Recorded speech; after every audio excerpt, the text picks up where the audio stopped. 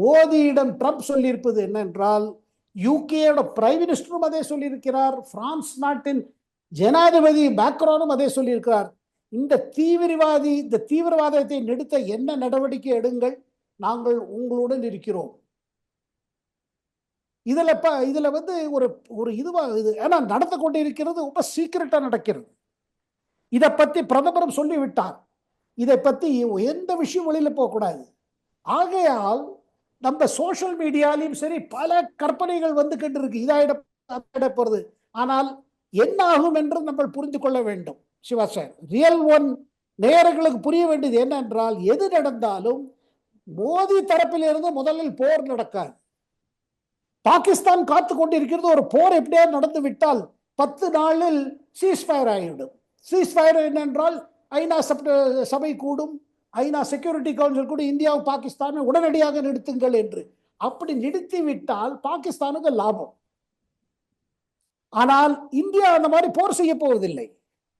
போருக்கு இந்தியா போகாது. ஆனால் பாகிஸ்தான் ராணுவத்தின் தீவிரவாத செயலுக்கு செய்ய என்ன பேஸ் வைத்திருக்கிறார்களோ, அவங்களோட கமாண்ட் கண்ட்ரோல் ஸ்ட்ரக்சர் என்று சொல்வார்கள் ராணுவ மொழியில், அதை ஒரேடியாக முற்றுப்புள்ளி வைக்குவதுதான் கடமையாக முதல் பச்சைக்குடியாக காட்டிவிட்டார். ஆனால் பிரதமர் சொல்லியிருப்பது என்ன என்றால், ஒரு போரில் எப்போதுமே ஒரு பெரிய எலிமெண்ட் என்ன பார்த்தீங்கன்னா சர்ப்ரைஸ், ஒரு அதிர்ச்சியுடைய தாக்குதல். ஆகையால் பாகிஸ்தான் இங்கேயும் அங்கேயும் பார்க்குறாங்க எந்த சைடிலேருந்து வரப்போறது. இதற்கிடையே இந்தியாவுக்கும் ஆப்கானிஸ்தானில் இருக்கும் தாலிபான் அரசுக்கு பேச்சுவார்த்தை நடந்திருக்கிறது. இந்தியாவுக்கும் ஈரானுக்கும் பேச்சுவார்த்தை நடந்திருக்கிறது.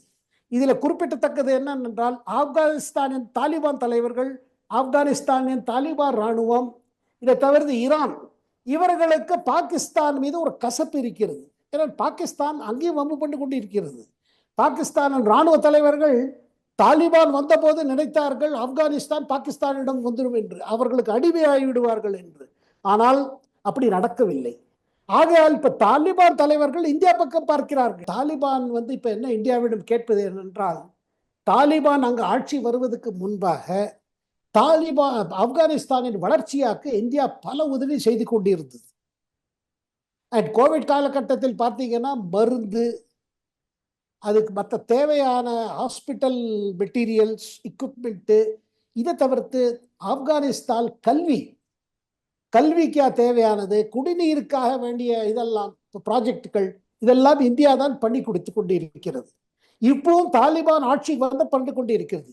இப்போது தாலிபான் கேட்பது என்ன என்றால், எங்களை உதவுங்கள், பாகிஸ்தான் எங்களுக்கு எதிரியாகி விட்டது, எங்களுக்கு எதிர்த்திருக்கிறது.